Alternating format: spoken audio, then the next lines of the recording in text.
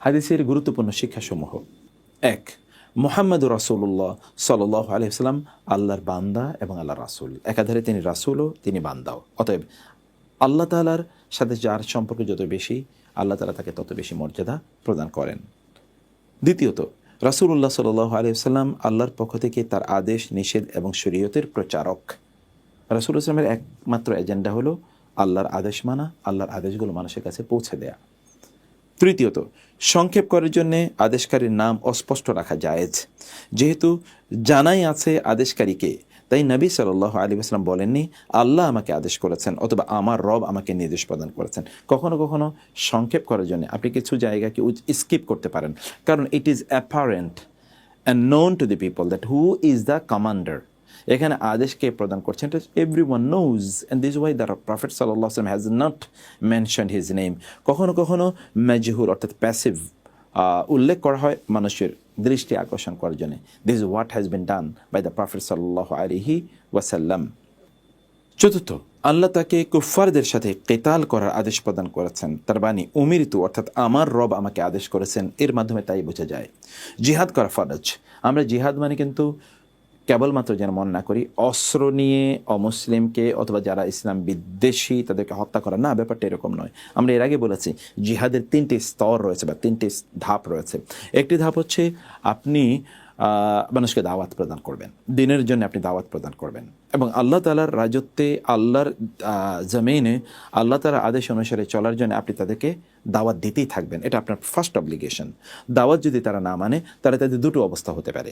একটি অবস্থা হলো যে তারা খুবই নিরীহ মানুষ, সাধারণ মানুষ, তারা আপনার সাথে কোনো কনফ্লিক্টে যায় না, যুদ্ধে যায় না, অথবা আল্লাহর দিনের সরাসরি কোনো বিরোধিতা যায় না, তারা তাদের মতো করে চলে, এদের বিরুদ্ধে আপনার কোনো যুদ্ধ নেই। কিন্তু তারা যদি মুসলিম দেশগুলোতে থাকতে হয়, তাহলে মুসলিম দেশগুলোতে তারা সিকিউরিটি ট্যাক্স দিয়ে বা এখানকার থাকার জন্য যে সিটিজেনশিপ ট্যাক্স আছে সেই ট্যাক্স প্রদান করতে হবে। কারণ মুসলিমদেরকে জাকাত প্রদান করা লাগে, তাদেরকে সাদাকা প্রদান করা লাগে, আর এরা তো জাকাত এবং সাদাকা কিছুই তাদেরকে দিতে হয় না, ফলে তাদেরকে একটা ট্যাক্স তাদেরকে প্রদান করতেই হবে, তাই না?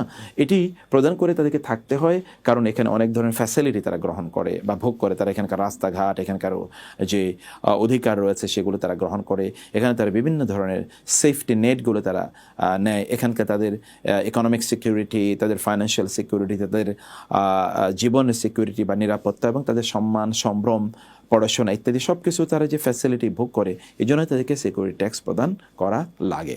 আর যদি এই দুটোর একটাও তারা না করতে চায়, তাইলে অর্থাৎ তারা শান্তভাবে থাকতেও চায় না, সিকিউরিটি ট্যাক্সও তারা দিতে চায় না, তখন তাদের বিরুদ্ধে যুদ্ধ হবে, তাই না? মানে আলটিমেটলি এর অনেকগুলো ফ্রেজ বা ধাপ আছে। ফলে জিহাদকে যেভাবে একদল লোক এটাকে, এই ইসলামের এই শরিয়া এই টার্মকে যেইভাবে একদল লোক এটাকে নিয়ে ব্যঙ্গ করে, যারাই এই টার্ম নিয়ে ব্যঙ্গ করেছে, জিহাদিস্ট অথবা জিহাদ অথবা সন্ত্রাস এবং জিহাদ একসাথে করে ফেলে, তারা সবাই কিন্তু কাফের হয়ে যাচ্ছে। তারা হয়তো বুঝে না, কিয়ামতের দিন তারা গিয়ে বুঝবে যে তারা কত ভয়াবহ ভুল তারা করেছিল। ষষ্ঠ, কুফফারদের সাথে কেতাল শুধুমাত্র প্রতিরক্ষার মধ্যে সীমাবদ্ধ না, বরং নিজেদের পক্ষ থেকেও যুদ্ধের সূচনা করতে পারবে। কেতাল দুই প্রকার, আত্মরক্ষামূলক এবং আক্রমণাত্মক, যেটি আমরা এর আগে বিস্তারিত আলোচনা করেছি। অতএব যুদ্ধ এটি অবজেক্টিভ কি, লক্ষ্য কি, উদ্দেশ্য কি, সেটা এখানে বলা হয়েছে। সপ্তম, কুফফারদের সাথে কেতাল করার প্রথম উদ্দেশ্য তাদের ইসলামে প্রবেশ করানো। দ্বিতীয় উদ্দেশ্য জিজিয়া প্রদানের মাধ্যমে ইসলামী রাষ্ট্রের নিকট তাদেরকে নতি স্বীকার করানো। জিজিয়ার বিধান সম্পর্কে কেউ বলেন তা সকল কাফের থেকে গ্রহণ করা হবে, কেউ বলেন শুধু অগ্নিপূজক এবং আহলে কিতাব থেকে নেওয়া হবে। সঠিক কোনটি তা আল্লাহ তাআলাই ভালো জানেন, তবে প্রথম মতটি প্রাধান্যযুক্ত। মুসলিম বর্ণিত বুরাইদা রাদিয়াল্লাহু তাআলা আনহু এর হাদিস অনুযায়ী, যদি তুমি শত্রুর মুখোমুখি হও তবে তাদের ইসলামের দাওয়াত দেবে, যদি অস্বীকার করে তাহলে জিজিয়া চাইবে, যদি অস্বীকার করে তাহলে আল্লাহর সাহায্য প্রার্থনা করবে এবং তাদের সাথে লড়াই অবতীর্ণ হবে, যে বিষয়টি আমরা মাত্র বললাম। অতএব আমাদেরকে যারা আল্লাহ বিদ্রোহী, আল্লাহর বিধান অনুসারে যারা চলে না, তাদেরকে মূলত দাওয়াত দেয় হচ্ছে আমাদের প্রথম কাজ, এটা জেনারেল কাজ। তারপরে তারা যদি বিদ্রোহী হয়ে ওঠে, অস্ত্র ধারণ করে, তাহলে তাদের বিরুদ্ধে অস্ত্র ধারণ করতে হবে। আর যদি তারা এমনিতেই তারা অস্ত্র ধারণ করতে চায় না, অথবা তারা এমনিতেই তারা থাকতে চায়, অথবা অস্ত্র ধারণের পর তারা পরাজিত হয়েছে, তাইলে তাদেরকে কিছু ফ্যাসিলিটির এগেনস্টে তাদের কাছ থেকে ট্যাক্স নেওয়া যাবে, সে বিষয়টি এখানে বলা হয়েছে। অষ্টম, সাধারণভাবে কালিমার সাক্ষ্য প্রদান, সালাত কায়েম ও জাকাত আদায় ব্যতীত কোনো কিছু কুফফারদের বিরুদ্ধে কিতালে বাধা প্রদান করতে পারবে না। যদি তার কাছ থেকে এমন কিছু প্রকাশ পায় যা তার ইসলাম গ্রহণকে প্রমাণিত করে, তাহলে তাকে হত্যা করা থেকে বিরত থাকতে হবে। নবী সাল্লাল্লাহু আলাইহি ওয়াসাল্লাম উমিরতু আন উকাতিলান নাস হাত্তা ইয়াকুলু আল্লা ইলাহা ইল্লাল্লাহ, আমাকে হুকুম দেয়া হয়েছে ততক্ষণ পর্যন্ত মানুষের সাথে লড়াই করতে যতক্ষণ পর্যন্ত না তারা এই সাক্ষ্য প্রদান করবে আল্লাহ ছাড়া কোনো সত্য ইলাহ নাই। আর এই বাণী যা তিনি উসামা রাদিয়াল্লাহু তাআলা আনহুকে বলেছিলেন, আকাতালতা বা'দা আন ক্বালা লা ইলাহা ইল্লাল্লাহ, সে লা ইলাহা ইল্লাল্লাহর পরেও তুমি তাকে হত্যা করেছো। তার মানে হচ্ছে সাধারণভাবে কেউ যদি লা ইলাহা ইল্লাল্লাহ মুহাম্মাদুর রাসূলুল্লাহ বলে সালাত আদায় করে এবং যাকাত প্রদান করে, তাহলে তার বিরুদ্ধে কোনো যুদ্ধ চলবে না, কোনো যুদ্ধ না। তাকে নিরাপত্তা প্রদান করতে হবে এবং আপনি মুসলিম হিসেবে তাকে নিরাপত্তা প্রদান করতে হবে। এখন একবার চিন্তা করে দেখুন, আপনি কোনো মুসলিম ভাইয়ের ক্ষতি করলেন, তার ইজ্জত, তার সম্মান, তার সম্পদ, তার জীবন, এগুলো কোনোভাবে বা তার রক্তপাত কোনোভাবে আপনি হানি করলেন, তাহলে আপনি কি করলেন? আপনি সত্যি করতে তো মুসলিমই না, এবং আপনার বিরুদ্ধে যুদ্ধ করা তখন ফরজ হয়ে যায়, যেটি আল্লাহ তাআলা সূরাতুল হুজরাতে বলেছেন। তিনি কি বলেছেন? ফাইম বাগাত ইহদাহুমা আলাল উখরা ফাকাতিলুল লাতী তাবগী হাত্তা তাফিয়া ইলা আমরিল্লাহ। মুসলিমদের মধ্যে মুসলিম নামধারী কোনো ব্যক্তি হতে পারে, সে সালাত আদায় করছে, যাকাত প্রদান করছে, এই কাজ করার পরেও সে যদি কোনো বিদ্রোহ করে, অন্য কোনো মুসলিমের উপর জুলুম করে, তাহলে তার বিরুদ্ধে আপনি যুদ্ধ করতে পারবেন। তাহলে তাকে আপনি হকের পথে ফিরিয়ে নিয়ে আসার জন্য যুদ্ধ করতে পারবেন। এটি আমরা এর মাধ্যমে বুঝতে পারছি।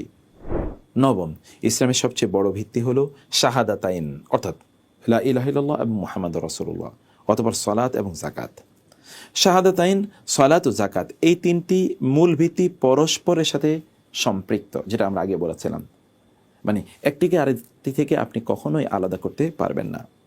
11তম, শাহাদাতাইনের পর দিনের সবচেয়ে গুরুত্বপূর্ণ ফরজ হলো 5 ওয়াক্ত সালাত আদায় করা এবং যাকাত প্রদান করা। যাকাত এবং সালাত প্যারালাল, একটা থেকে আরেকটাকে কোরআনও আলাদা করেনি, ফলে আমরা যেন আলাদা না করি।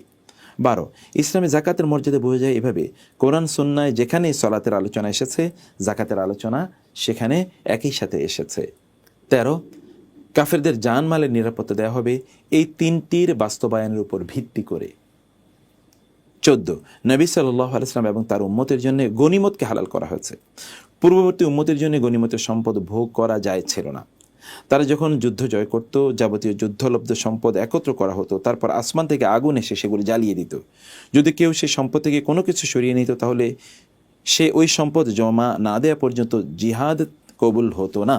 খুবই ভয়াবহ বিষয়। দেখুন, পূর্ববর্তী জাতিগুলোর জন্যে আল্লাহ তাআলা যুদ্ধকে ফরজ করে দিয়েছেন সবার জন্যে, কিন্তু পরাজিত জাতির তাদের রেখে যাওয়া সম্পদগুলো বা যুদ্ধের ময়দানে নিয়ে আসা সম্পদগুলো, এগুলো গনিমত, এগুলো আসমান থেকে আগুনে সেগুলোকে পুড়িয়ে দিত।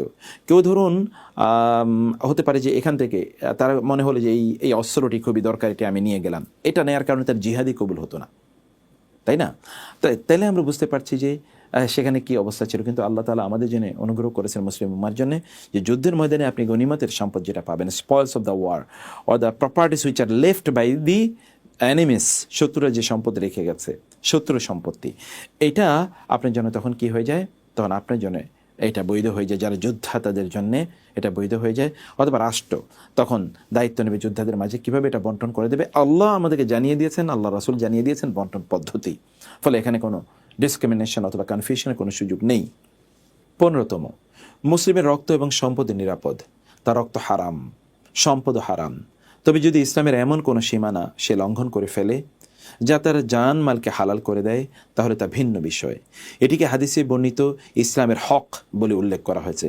যেমন মুসলিম যদি কোনো নিরাপদ মুসলিমকে ইচ্ছাকৃতভাবে হত্যা করে, বিবাহিত ব্যক্তি জেনা করে, ডাকাতি করে বা ইসলাম ত্যাগ করে মোরতাদ হয়ে যায়, তাহলে এই জাতীয় ব্যক্তিদের বিরুদ্ধে আপনি তখন ইসলামের দাবি এবং সালাত বা যাকাত আদায় করার দাবি সত্ত্বেও এই সকল ব্যক্তিদের উপর আপনি কিছু হদ বা কিছু পেনাল্টি, তাদের উপর আপনি পানিশমেন্ট আরোপ করতে পারবেন। তখন তাদের সম্পদ ক্রোক করা, তাদের উপর জরিমানা আরোপ করা, তাদের রক্তপাত করা, এমনকি তাদেরকে হত্যা করা, যেটা এক্সিকিউশন, ফাঁসি প্রদান করা ইত্যাদিও কিন্তু তাদেরকে প্রদান করা যেতে পারে।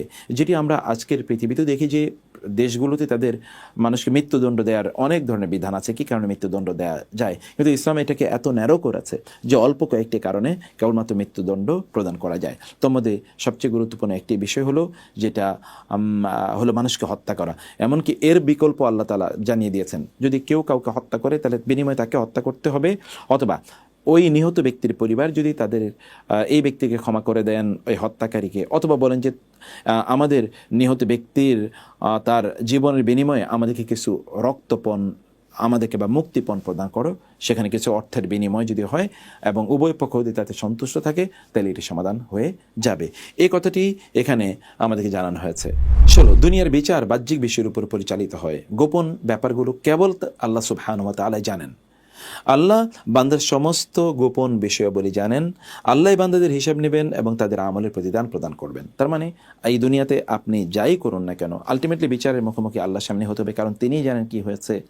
সত্য আপনি গোপন করে রাখতে পারেন, মিথ্যা আপনি প্রকাশ করতে পারেন, আপনি হয়তো বিভিন্নভাবে সত্যকে ধামাচাপা দিয়ে রাখতে পারেন, হতে পারে আপনার পক্ষে আপনি বিচার সালিশি বা ফয়সালা নিয়ে নিলেন, কিন্তু এগুলো কিয়ামতের দিন আপনাকে বাঁচাতে পারবে না। আল্লাহ তাআলা সব কিছু জানেন, তার কাছে কোনো কিছুই গোপন নেই। এবং লাস্ট যে পয়েন্টটি আমরা দেখতে পাচ্ছি তো হচ্ছে আল্লাহ নিজের উপর আবশ্যক করে নিয়েছেন তিনি বান্দাদের পুনরুত্থিত করবেন, তাদের হিসাব নিকাশ গ্রহণ করবেন এবং প্রতিদান প্রদান করবেন। এই কথা সেদিকেই ইঙ্গিত করা হয়েছে, ওয়া হিসাবুহুম আলাল্লাহ, আর তাদের হিসাব নিকাশ, যাবতীয় হিসাব নিকাশ এবং তাদের প্রতিদান কার হাতে? মহান আল্লাহ সুবহানাহু ওয়া তাআলার হাতেই। আলহামদুলিল্লাহ, আমরা এর মাধ্যমে সবগুলো শিক্ষা আমরা জানলাম। আমাদের এই শিক্ষা অনুসারে জীবন পরিচালনা করা দরকার। আল্লাহ তাআলা তৌফিক দান করুন। নিম্ন শব্দগুলোর অর্থ লিখুন: ক্বাতালা, শাহিদা, আসামা, দামন এবং মালুন। আলহামদুলিল্লাহ, এর মাধ্যমে আমরা আজকের এই হাদিসের বিস্তারিত আলোচনা শুনলাম এবং জানলাম। এখানে অনেক কিছু আমাদের কাছে আলহামদুলিল্লাহ স্পষ্ট হয়ে গেল। আল্লাহ তাআলা যেন আমাদেরকে তার রাসূলের দেয়া বক্তব্যগুলো ভালো করে বোঝার তৌফিক দান করেন। আমিন। হাদা ওয়া সাল্লাল্লাহু সুবহানাহু ওয়া তাআলা নবিয়ানা মুহাম্মদ ওয়া আলিহি ওয়া সাহবিহি আজমাইন। ওয়াসসালামু আলাইকুম ওয়া রাহমাতুল্লাহি ওয়া বারাকাতুহু।